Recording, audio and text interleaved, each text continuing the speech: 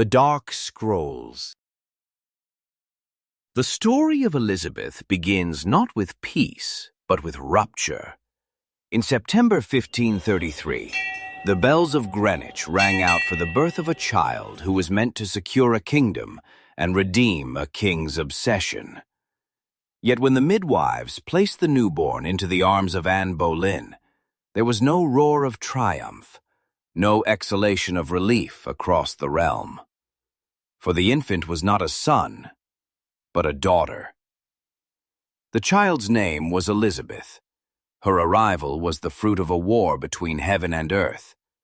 Her father, Henry VIII, had severed his kingdom from Rome's authority, tearing England away from the Pope's embrace in his hunger for a male heir. He had broken with the Church, dissolved monasteries, exiled loyal servants of the Pope, and drenched the land in uncertainty, all to crown Anne Boleyn and raise their child as the promise of a new dynasty. Henry had gambled everything: his marriage, his honor, his soul. The stakes had been nothing less than the eternal destiny of his kingdom. And yet, when the mid-moment came, God gave him not the son he demanded, but a fragile girl, wrapped in swaddling cloth. The air in the palace was heavy with unease. Ambassadors bowed, nobles forced smiles, but whispers crept through the corridors. A daughter cannot guard the throne. To the faithful still loyal to Rome, Elizabeth was not the savior of England, but the emblem of its fall. She was the child of schism, the daughter of a marriage unblessed by the Pope, a sign that the king's passion had defied heaven. The cradle became a symbol of contradiction, adorned with silk, yet shrouded in suspicion. Elizabeth was cherished fiercely by her mother, but in the eyes of many, she was nothing more than a disappointment, the fruit of witchcraft and ambition. Rumors spread like disease through the court. Anne Boleyn was whispered to be a seductress who had bewitched the king, her dark eyes and sharp wit taken as proof of sorcery. If that were true, then the child born of her womb was tainted, an heir marked not by ace, but by corruption. Elizabeth's earliest years were shaped by this shadow. She was still learning to walk when her mother's enemies conspired to bring Anne down. The Queen, who had once dazzled Henry and risen higher than any woman before her, soon faced charges of treason, adultery, and even incest. They were lies, twisted from envy and fear, but lies backed by steel are as deadly as truth. In May 1536, when Elizabeth was not yet 3 years old, Anne Boleyn was imprisoned in the Tower of London. Imagine the little girl, pulled from her mother's arms, left to the care of attendants who dared not speak her mother's name. Imagine the silence in her chambers, the absence of the warm hands that had cradled her. Elizabeth could not have understood the storm that consumed her family, but the loss carved itself into her soul. On May 19th, Anne was led to the scaffold. Witnesses gathered as she knelt before a French swordsman, her dark hair bound, her eyes lifted toward heaven. She prayed for her king, for her daughter, and for mercy. Then the blade flashed, swift and final. Her head fell upon the straw, and with it, the fragile hope of security for her child. Elizabeth, too young to comprehend, was instantly transformed. She was stripped of her title, declared illegitimate, her future erased with the stroke of a quill. From princess, she became merely Lady Elizabeth, a shadow lingering at the edges of the court. Her cradle was remembered not as a promise of stability, but as an omen of blood. She became the daughter of a condemned woman, a child born under the sign of death.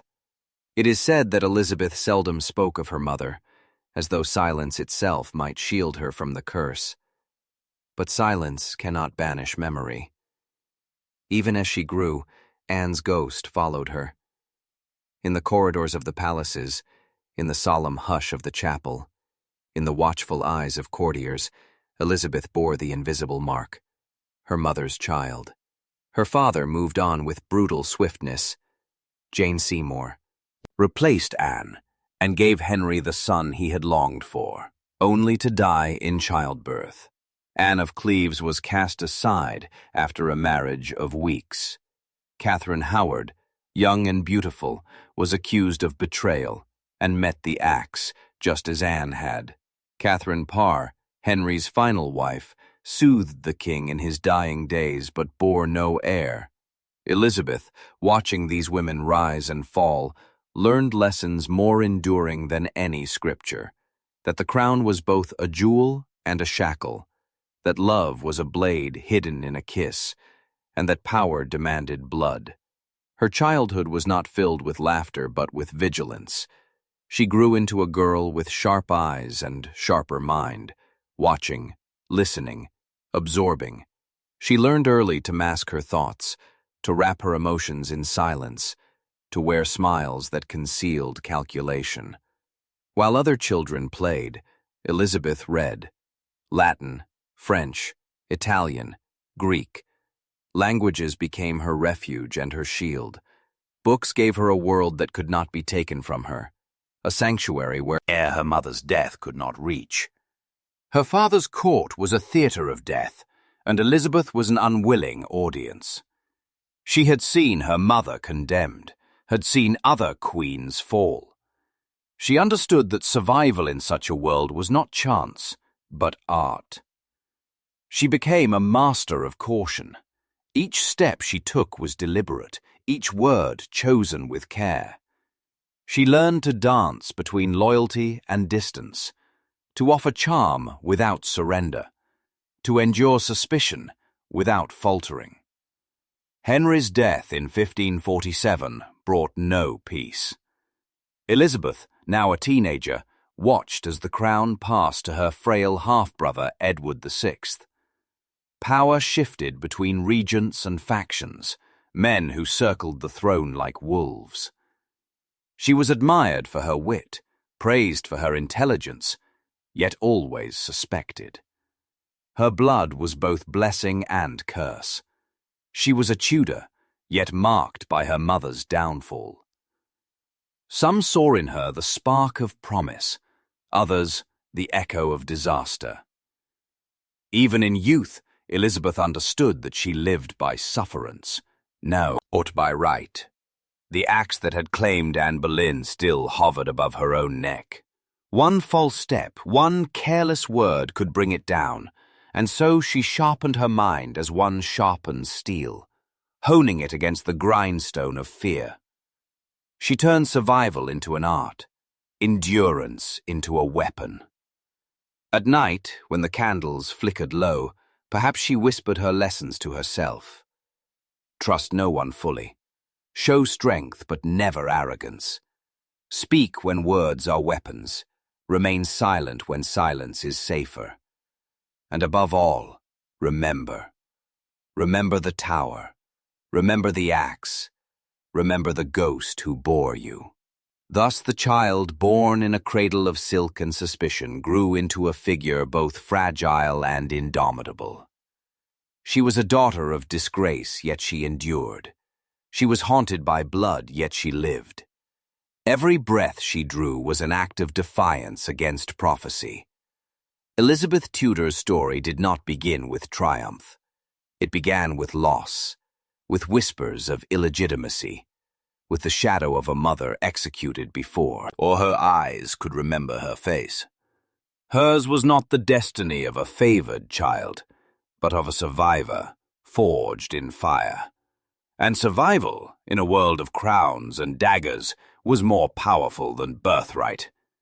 The axe had already fallen once in her family. It would not fall so easily again. Elizabeth's childhood ended not with innocence, but with the grim knowledge that she was destined to walk the edge of the blade forever. She would carry the memory of blood in her veins, the whisper of treason in her name, and the prophecy of death in her shadow. Yet within her eyes, pale and sharp, there glimmered a fire that refused to die. The daughter of blood and shadow would endure, and the world would learn to fear her. The death of Henry VIII left England in the hands of a boy. Edward VI, pale and frail, was scarcely 9 years old when the crown pressed down upon his head. The realm rejoiced outwardly, for a male heir had inherited the throne. But beneath the gilded celebrations lay fear. A child king meant guardians, factions, ambition unrestrained. The wolves of power circled, and England trembled at the scent of blood. Elizabeth, now a girl of 13, stood among those shadows. She was neither queen nor nothing. She was illegitimate by law, yet still the daughter of Henry, still Tudor, still a potential threat or promise, depending on the eyes that judged her. She had survived her father's reign by silence and wit. Now she would need to survive her brothers by navigating a court split between zeal and suspicion. The Protestant reformers, led by the Lord Protector Somerset and later the Duke of Northumberland, pushed Edward toward their vision of a purified church. Latin was stripped from worship, images torn from altars, saints erased. Elizabeth, already schooled in languages and scripture, adapted. She spoke the tongue of reformers when it pleased them, yet never bound herself wholly. She knew faith was as much a weapon as a prayer, and to declare too firmly was to risk the axe. But danger came not only from faith, it came from desire. When Catherine Parr, Henry's last queen, remarried the ambitious Thomas Seymour, Elizabeth was sent to live under their household. At first it seemed a sanctuary. Catherine, wise and gentle, treated Elizabeth with kindness. But Seymour, restless and reckless, turned his eyes upon the young princess. He visited her chambers early in the mornings, tickled her, cut her dresses in play. Servants whispered. Catherine herself once caught them together in an embrace. Elizabeth was only 14. The scandal was a dagger aimed at her throat. If tongues wagged too freely, she could be branded a seductress like her mother, accused of corruption, agged into disgrace, or worse. The echoes of Anne Boleyn's trial hovered in the air. Elizabeth, sharp even at that age, realized the peril. She distanced herself, denied impropriety, endured the investigations that followed Seymour's eventual downfall. Catherine Parr died in childbirth. Seymour was executed for treason, and Elizabeth survived. But she was changed. She learned that affection was dangerous, that trust could ruin, that even the warmth of a guardian could conceal fire. From then on, Elizabeth wrapped herself in iron caution. She cultivated an image of chastity, of restraint. Men might circle her, kings might propose, courtiers might whisper, but she would never again allow her body to be a weapon in another's hand. The lesson was seared into her. Her survival lay not in love, but in distance. Meanwhile, her half-sister Mary endured her own storms. Older, devoutly Catholic, Mary remained a figure of suspicion under Edward's Protestant regime.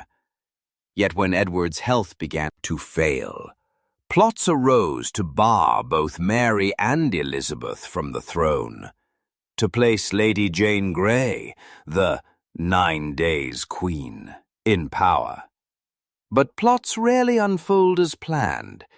The people rallied to Mary, and Jane's crown turned to ashes in days. Mary Tudor entered London in triumph, hailed as queen, her faith blazing, her resolve fierce. Elizabeth watched with measured eyes. She rode beside Mary, outwardly loyal, inwardly wary. For Mary's reign was not mercy but fire. The Queen sought to restore England to Rome, to undo her father's breach with the Pope.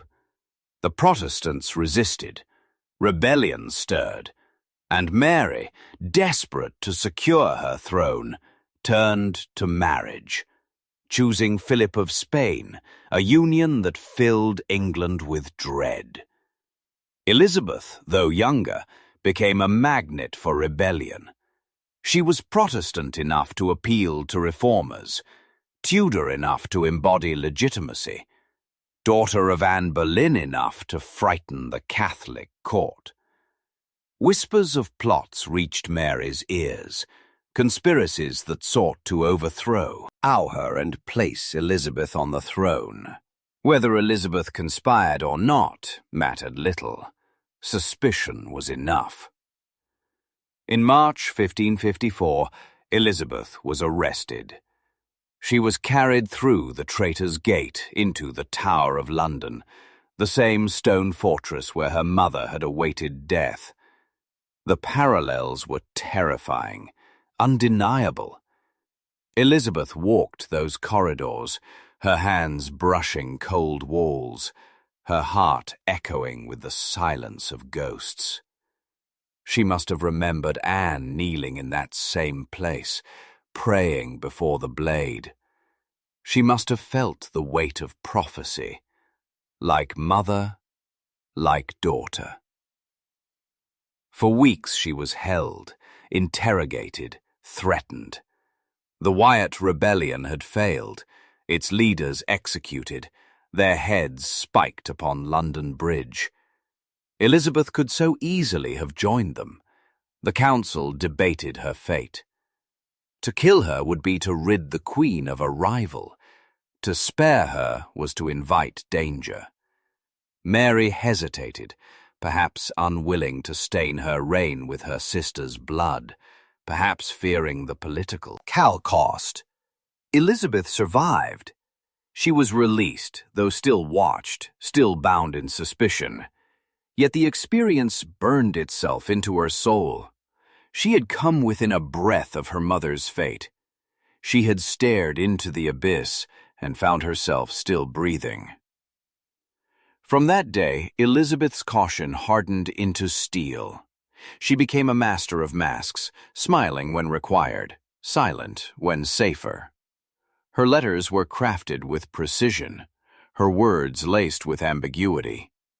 She would be Protestant when it shielded her, Catholic when it pleased the Queen, neither, and both, when survival demanded. She learned that truth was not safety. Safety was illusion, performance, adaptation. Her sister's reign dragged onward, drowning in fire. The Marian burnings consumed hundreds of Protestants, men and women tied to stakes, their bodies turned to ash in the marketplaces of London. The smoke of their martyrdom darkened Mary's crown, earning her the name that would haunt her forever, Bloody Mary. Elizabeth, watching, who understood that power was as fragile as flesh, that fear might burn bodies but not secure loyalty. When Mary's hopes of bearing a child with Philip of Spain crumbled into phantom pregnancies, the court despaired. The Queen grew pale, her body betraying her, her reign faltering, and all the while Elizabeth endured, silent, patient, waiting. The flame within her, once small, grew brighter with each passing year. By 1558, Mary was dying. The kingdom, weary of fire and blood, looked to Elizabeth. And Elizabeth, who had survived scandal, suspicion, imprisonment, and prophecy, who had walked the tower and emerged alive, prepared to claim her destiny. She had lived her entire life under the shadow of execution. She had endured the loss of her mother, the dangers of her brother's court, the suspicion of her sister's reign. She had survived when survival was improbable. when death seemed certain. Elizabeth Tudor was no longer merely the daughter of Anne Boleyn. She was no longer a child, clutching at silence. She was the flame that had refused to die, burning still among ashes. And that flame was about to ignite a throne. The winter of 1558 fell heavy upon England. The land lay weary from years of fire, rebellion, and faith torn in two.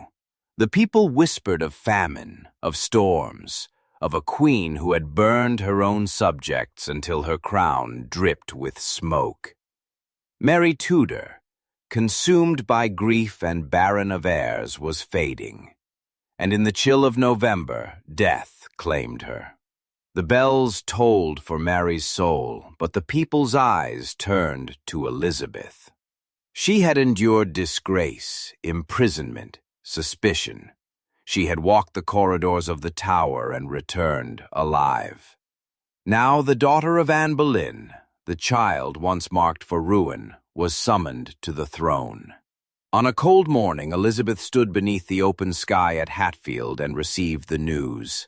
"This is the Lord's doing," she is said to have murmured, "and it is marvelous in our eyes." Yet beneath the scripture lay steel. She knew the cost of this moment, her mother's blood, her own near execution, the ash of martyrs, the weeping of a kingdom. The crown that awaits. Her was not merely gold. It was molten fire, forged in the furnace of England's torment.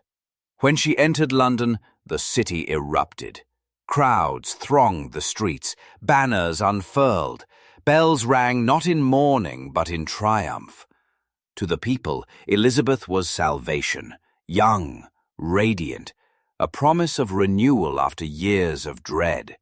Yet she alone understood the true weight. Every cheer was also a demand.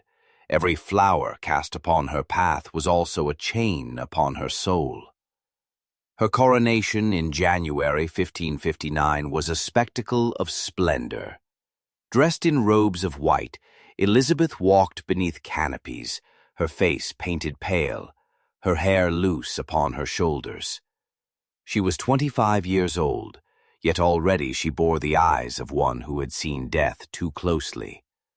The crown was placed upon her head in Westminster Abbey, its jewels glinting like captured stars. Trumpets roared, the people shouted her name, but Elizabeth's heart must have whispered a darker truth. This is not triumph, this is judgment. For the crown was not freedom. It was a prison of gold.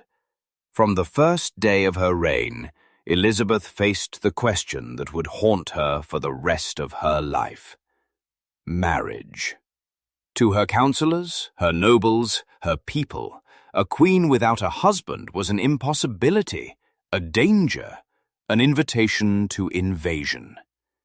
Every king in Europe watched her, calculating. Philip of Spain, widower of Mary, offered his hand, seeking to bind England once more to Catholic power.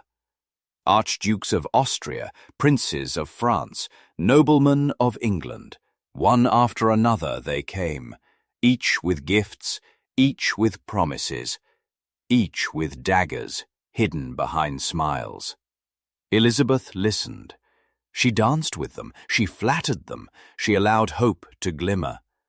But she never yielded, for she knew too well the fate of queens who surrendered to love. She had seen her mother rise and fall through Henry's passion. She had seen Catherine Howard destroyed by whispers of desire. She had seen her own name nearly ruined by Thomas Seymour's advances. Marriage, to Elizabeth, was not sanctuary but shackle, not blessing but execution delayed. Thus she crafted a mask, one she would wear until her dying day. The Virgin Queen. She declared herself wedded not to man but to England itself. She told her subjects that they were her children, her people her husband, her body, her womb, her very life. these belonged not to one, but to all. It was a vow both sacred and impossible. It gave her power, for no man could claim dominion over her, yet it bound her to a solitude more severe than any prison. Behind the mask, Elizabeth remained human. She laughed, she wept, she cherished favorites. Robert Dudley, her childhood companion, stirred whispers of intimacy. Their closeness scandalized the court. Tongues wagged that the Queen and her master of horse shared more than friendship. But Elizabeth never crossed the line. She dangled affection like bait, but she kept her heart armored. She would not be her mother's daughter in that. She would not let passion write her F8. Her counselors fretted, begged, pleaded. A queen must marry, they said. A queen must bear heirs. Without an heir, the realm would fall into chaos at her death. Elizabeth smiled, promised consideration, and delayed. She turned suitors into pawns, alliances into games of patience. Year after year she refused to yield, until her refusal itself became legend. The people called her Gloriana, Astrea, the Virgin Queen, as if chastity itself had crowned her. But beneath the legend lay chains invisible. Her body was her own, yet never truly free. Every day she lived under the burden of expectation, the weight of decisions never made, the silence of children never born. Even as she navigated marriage, Elizabeth faced the greater fire of faith. England was a kingdom divided, torn between Catholic and Protestant, Rome and Reform. To rule was to walk a tightrope over a pit of flame. If she leaned too far toward Rome, she risked rebellion from Protestants and scorn from allies abroad. If she leaned too far toward Reform, she invited invasion from Catholic powers and excommunication from the Pope. Elizabeth chose the path of ambiguity. She restored Protestantism, but cloaked it in ritual. She allowed bishops, but kept some trappings of old faith. She demanded outward conformity, but tolerated private belief, so long as it did not threaten her throne. Her settlement was no peace, but a delicate balancing act, a web of compromises spun to hold the kingdom together. It worked, but only just. Beneath the surface, resentment simmered, waiting to erupt. And all the while, Elizabeth bore the weight of prophecy. Preachers declared that women were unfit to rule, that her very reign was unnatural. Foreign courts mocked her as illegitimate, the daughter of a witch and a tyrant. Enemies abroad plotted to unseat her. Enemies at home whispered treason. She lived as if each day might be her last, as if the axe that had fallen on Anne Boleyn might yet fall on her.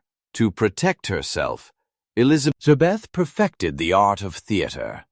She painted her face white with lead, a mask of marble. She adorned herself with jewels, her gowns shimmering with gold and pearls. She crafted an image, not of flesh, but of myth. The Queen as eternal, untouchable, half divine. Before her people, she was radiant. In private, she was weary, aging, afraid. The mask was heavy, but it was her armor. Elizabeth's reign became a performance, each gesture a script, each word a blade. She told her people that she would live and die as their virgin mother, that she needed no husband to define her, that she was chosen by God. They believed, for they needed to believe. In her, they saw stability after chaos, strength after weakness. Yet in her, too, they saw a woman chained by her own vow, trapped in solitude, condemned to live forever between desire and denial. The crown of England sat upon her head, but it was not light. It burned. It consumed. It was forged from fire, bound with invisible chains. And Elizabeth, though queen, was its prisoner. But better to be prisoner of the crown than victim of the axe. Better to wear the mask and rule than to kneel in silence and die. Thus Elizabeth endured, her life a paradox of freedom and captivity. She wielded power unmatched by any woman before her, yet she bore loneliness deeper than any prison. She was exalted as Gloriana, yet haunted by the ghost of Anne. She was mother to a nation, yet barren of heirs. She was flame, yet chained by her own fire. The world hailed her as queen. History would call her great. But in her heart, Elizabeth knew the truth. The crown was not triumph. It was exile. And exile, once chosen, has no return. The crown of England burned upon Elizabeth's brow, and with each year its fire grew heavier. She had mastered the art of survival, had turned her body into a fortress of chastity, and her throne into a theatre of illusion. Yet no crown is safe when the kingdom seethes with division, and no fortress holds forever when shadows creep at the gates. Elizabeth's greatest shadow bore a name: Mary Stuart, Queen of Scots. Mary was everything Elizabeth was not: tall, graceful, and, most dangerously, unquestionably legitimate. Granddaughter of Margaret Tudor, sister to Henry VIII, Mary Stuart carried blood untainted by illegitimacy. To Catholics across Europe, she was the true Queen of England, the living answer to Elizabeth's disputed birth. Where Elizabeth was the daughter of a condemned witch, Mary was the daughter of a crowned queen. Where Elizabeth wore the mask of the Virgin, Mary wore the crown of motherhood, bearing a son who would one day be king. The two women never met, yet their lives touched, wined like serpents locked in eternal combat. Elizabeth's existence depended on Mary's ruin. Mary's hopes depended on Elizabeth's death. From the north, conspiracies coiled like smoke. Catholic nobles in England plotted to dethrone Elizabeth and raise Mary in her place. Priests whispered in secret chapels, urging loyalty to Rome, urging rebellion. Spain, France, the Pope, all looked upon Elizabeth's throne as an abomination, a wound upon Christendom that must be cut out. The first great blade of treason was the Northern Rebellion of 1569.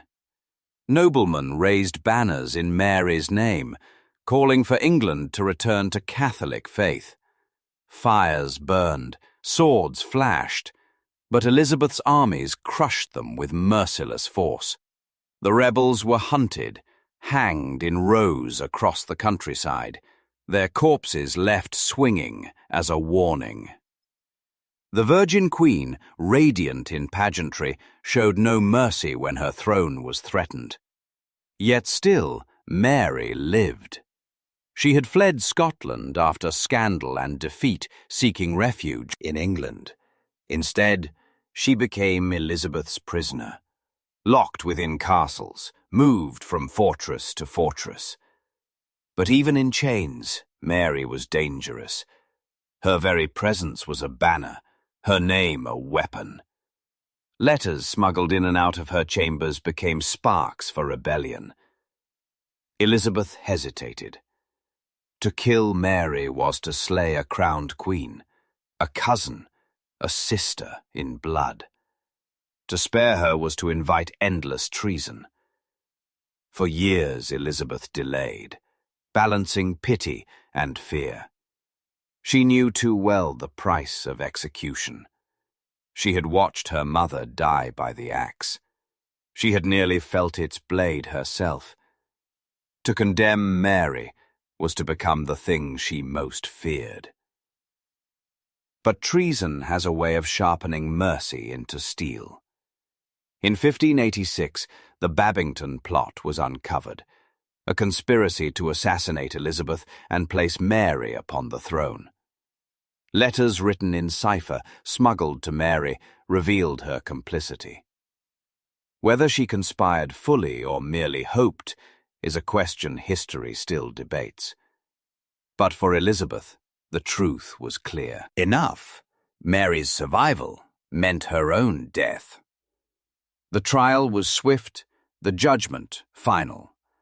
Elizabeth hesitated, signing the death warrant with trembling hand, then withdrawing it, then signing again. Her council pressed her. Her people demanded it. Her enemies left her no choice.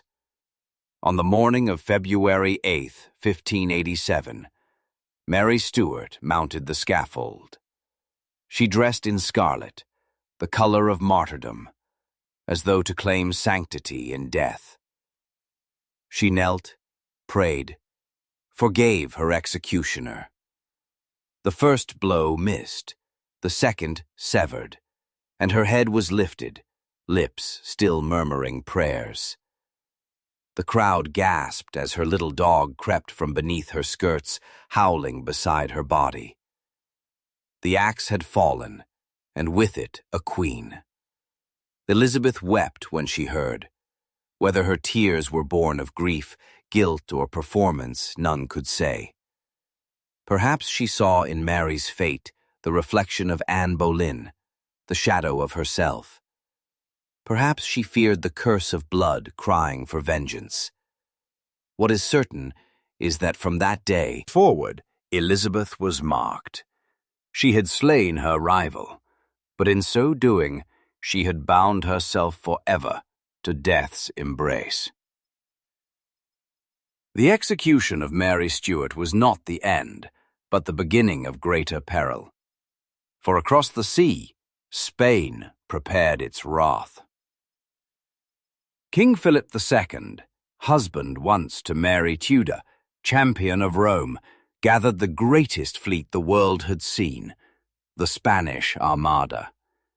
In 1588, its sails darkened the horizon, a procession of galleons bristling with cannon, a floating fortress meant to crush England, dethrone Elizabeth, and restore Catholic rule. The threat was no longer whispers in the shadows, but steel upon the sea. Elizabeth faced her people at Tilbury, clad in armor, her voice carrying above the wind. "I have the body of a weak and feeble woman," she declared, "but I have the heart and stomach of a king, and of a king of England, too." In that moment, she was no longer merely the Virgin Queen, no longer the daughter of Anne Boleyn, no longer prisoner of suspicion. She was there, the embodiment of England itself, defiance clothed in flesh. The Armada sailed, but storms and English fireships broke its might. Cannon roared, ships burned, sailors drowned. The invincible fleet shattered upon the seas, driven north into ruin. England rejoiced, declaring God's hand in their deliverance. Elizabeth's image was exalted, her reign glorified. She was painted as Astraea, the virgin goddess returned, triumphant over the forces of darkness. Yet, even in victory, blood clung to her hands. The sea swallowed thousands, the gallows claimed rebels, the executioner's axe claimed Mary. Elizabeth stood tall, but beneath the jewels and praise, she bore the weight of every death. She had danced with death and lived, but death was a partner who never released its hold. Plots did not cease. Priests still crept in shadows. Papal bulls still condemned her. Assassins still sought her life.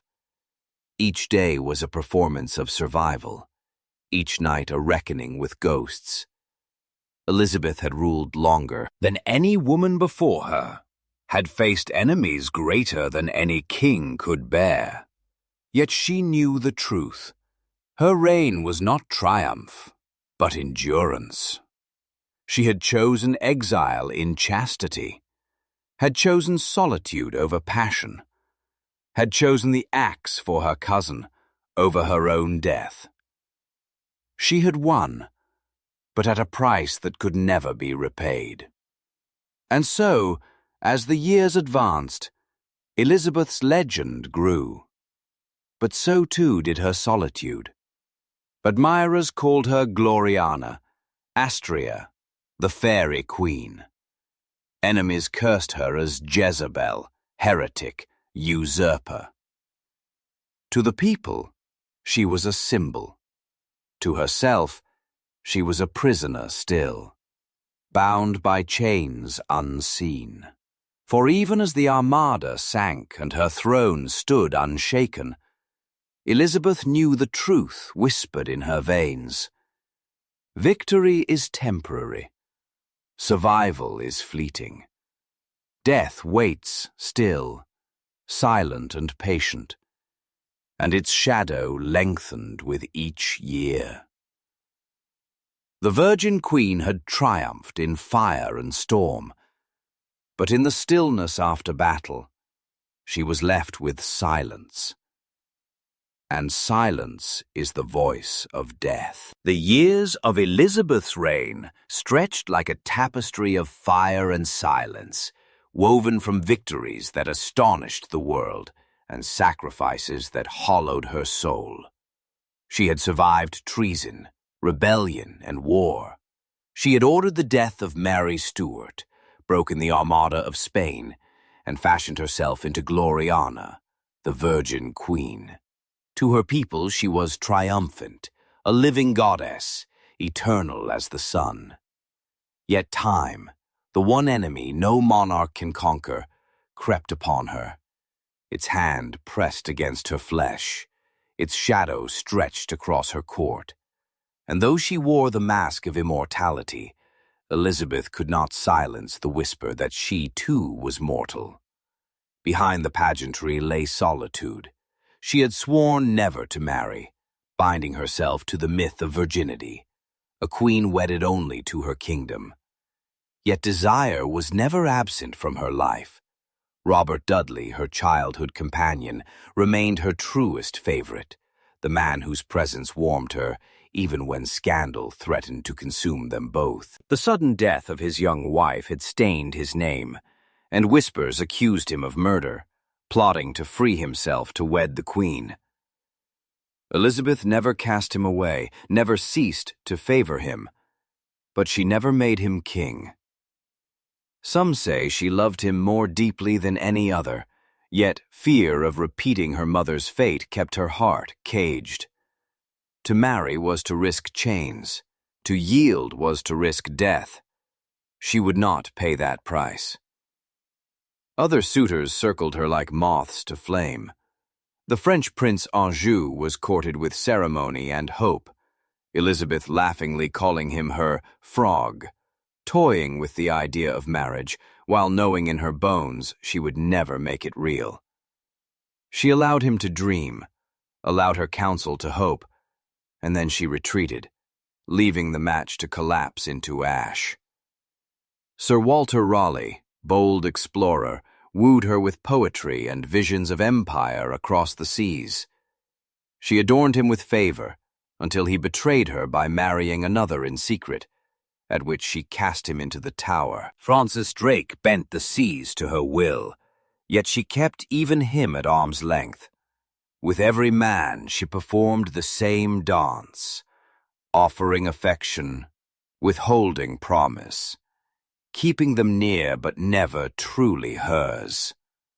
Love became a weapon, intimacy a game of state. She was mistress of all hearts, but belonged to none. And yet even a queen cannot silence the stirrings of loneliness. The children never born haunted her more deeply than the enemies she had slain. In the quiet hours of night did she think of Dudley, of what might have been had she dared to love. Did she envy Mary Stuart, who, though dead, had borne a son who would rule? No chronicler could ever pierce the silence of her chamber. The world saw only the mask, never the tears behind it. The mask itself became her true self. Elizabeth painted her face in white lead until it gleamed like porcelain, covered her thinning hair with fiery wigs, her body with gowns heavy in jewels, stars, suns, and moons, as though she clothed herself in eternity. To her people she seemed untouchable, a living icon, half goddess, half monarch. Her portraits showed her not aging, but eternal, an unchanging figure of light. Yet beneath the paint her teeth rotted black, her skin cracked, her breath soured. She rarely bathed, her gowns carried the stench of days, and her temper flared with the fragility of age. Courtiers feared her wrath, servants feared her vanity. The goddess was human still, and the human was weary. As the years pressed on, her losses multiplied.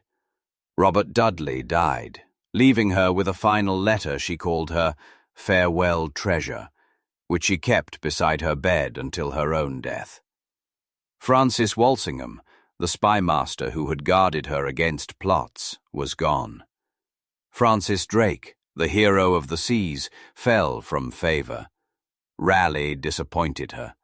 Anjou faded into the grave. Around her, friends, counselors, and suitors vanished into silence, while Elizabeth endured. Endurance, once her glory, became her curse. The longer she reigned, the lonelier she grew. Her habits turned strange. She stuffed her mouth with sugar, though her teeth ached and rotted.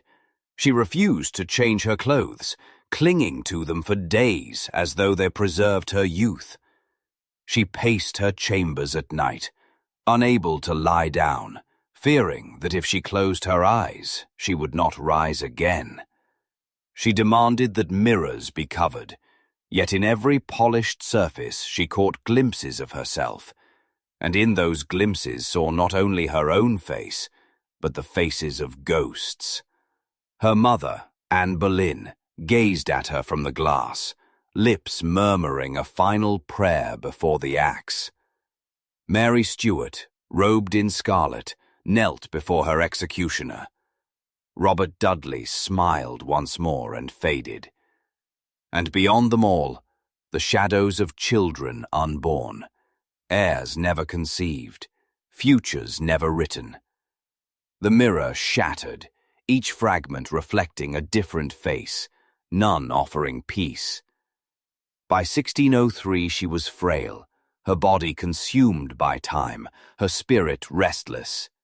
She would not eat, would not sleep, would not lie down, insisting she must remain standing, as if to defy the grave by sheer will. Her counselors begged her to rest, but she refused, for she knew that rest was surrender. When at last she collapsed upon cushions, too weak to rise, the palace fell into fearful silence. The woman who had once stood against Armada and rebellion, who had defied assassins and priests, sat broken, staring into emptiness, lips moving with words no one could hear. She could no longer speak clearly, but with trembling gesture she pointed to James of Scotland, son of the very Mary she had executed, as her successor. The irony was bitter. She had slain the mother, and yet it was the mother's son who would inherit her crown. The dynasty ended with her. She was the last Tudor, the last child of Henry and Anne, the last flame of a line born in fire and extinguished in silence. On March 24th, 1603, Elizabeth breathed her last. She had ruled for 45 years, had turned survival into empire, had crafted a legend out of her own solitude. The Virgin Queen lay still at last, the mirror silent, the mask broken. She was buried in Westminster Abbey, beside her half-sister Mary Tudor, a companion in death if not in life. Upon their tomb is carved the words, "Consorts in throne and grave, here we sleep, Elizabeth and Mary, sisters in hope of resurrection." Two women, divided by faith, united only by death's embrace. But Elizabeth's true tomb was not of stone. It was legend. In the minds of her people, she remained Gloriana, Astrea, fairy queen. To Protestants, she was the savior of England, the light of a golden age. To Catholics, she was Jezebel, murderer of Mary Stuart, heretic, barren usurper. To historians, she was a paradox, at once triumphant and tragic, radiant and haunted. To herself, she had been always the same, the daughter of blood and shadow, marked by her mother's fall, surviving where none thought she could, wearing a crown of fire, bound with invisible chains. Her reign ended, but her legend did not. The Virgin Queen's shadow lingers still, in paintings, in words, in the memory of a nation. She turned solitude into sovereignty, chastity into myth, survival into eternity. Yet in the end, even she could not escape the mirror. It cracked, and the face that remained was not goddess nor queen, but a woman, alone, mortal, and weary. Elizabeth's story closes not with triumph, but with silence. Not with heirs, but with absence. Not with certainty, but with haunting. She was the last of her line, the last daughter of a dynasty born in passion and drowned in blood. And though the scroll of her life has closed, her shadow walks still, whispering through history that survival is never peace, that legend is never life, that even the greatest queen is but a child of blood and shadow. Thanks for watching. Subscribe for more.